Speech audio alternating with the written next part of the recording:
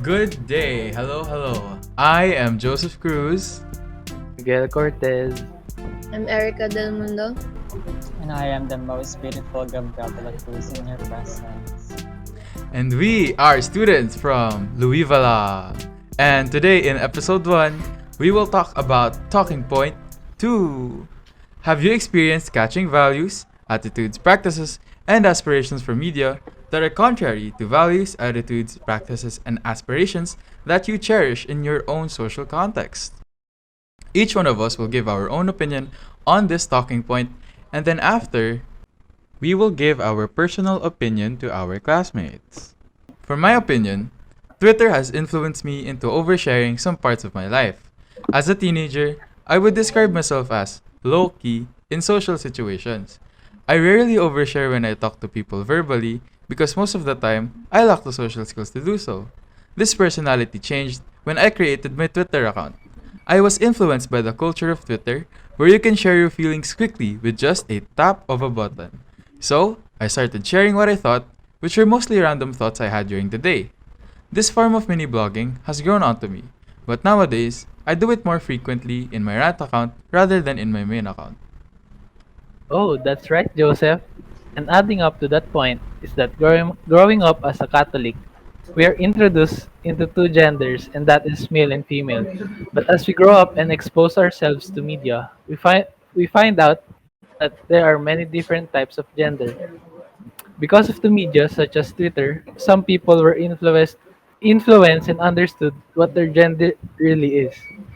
Nowadays, there are many gay couples who come out and educate people that there is nothing wrong with being part of the LGBTQ community.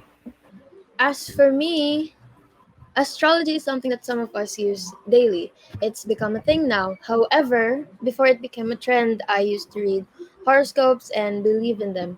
But today it's different. For example, if you're born in May, you're a Gemini. But if you did something like fell over a chair, people would say stuff like, "Oh, she fell, she might be a Scorpio," or "I'm so emotional.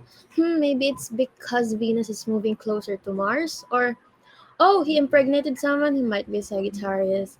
Like they base their science based on how people act, and some will do that because it's a trend. Before I used to check the web for daily horoscopes, but now that people are doing this, it's kind of annoying because it doesn't make sense anymore, and some horoscope news are not that accurate. True, and I think that the world of astrology is really something so fascinating. But I think that the biggest lesson that I've learned from the media is my ideologies of the LGBTQIA plus community. Growing up, I've always known I like boys as a child. But at home, they always say a man is made for a woman, and it is a sin to have loved another person that is your same sex. So I went with that for a long time. But just recently, I have realized how much they have justified hate against the LGBTQIA community as the gospel.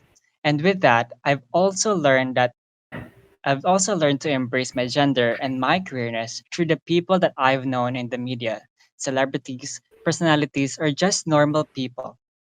Relating to their stories and advocacies made me realize how my gender is not a sin. My gender is my identity. And if you think otherwise, it is not my responsibility to do what you want me to do so that you can live your life peacefully. Wow, that's such an inspirational talking point for you, Gab. And I'm sure that, just like you, the media has also helped other people become more like themselves because of their influence. But we must also remember that we must always check if the media that we are pertaining to is actually good for us, because sometimes it can also be dangerous or harmful to us if it isn't regulated. So yeah, that's all the time we have for today, guys. Tune in for next time for more Wish-clusive videos. See our next episode for the next talking point. Bye bye!